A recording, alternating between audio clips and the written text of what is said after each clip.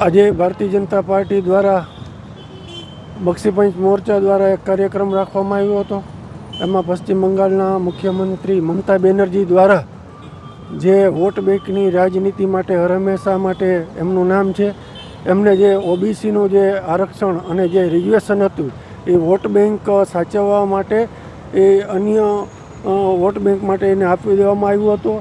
અને હાઈકોર્ટનો જે નિર્ણય આવ્યો હતો એમાં એમને જે 2010થી 2024 સુધીનું જે અલ્પસંખ્યક જે વોટ બેંક એની છે એમને જે સર્ટિફિકેટો દેવામાં આવ્યા હતા એ સર્ટિફિકેટો પણ હાઈકોર્ટ દ્વારા રદ કરવામાં આવ્યું છે। એટલે અમે હાઈકોર્ટનું ખૂબ ખૂબ સ્વાગત કરીએ છીએ અને જે ઓબીસીનો જે હક છે એ છીનવી લેવા માટે અમે મમતા બેનર્જીનો સખ્ત રીતે અમે વિરોધ કરીએ છીએ। જે લાલ બંગલા ખાતે અમે તમામ પાર્ટીના કાર્યકર્તાઓ દ્વારા એમનો ખૂબ વિરોધ કરવામાં આવ્યો હતો।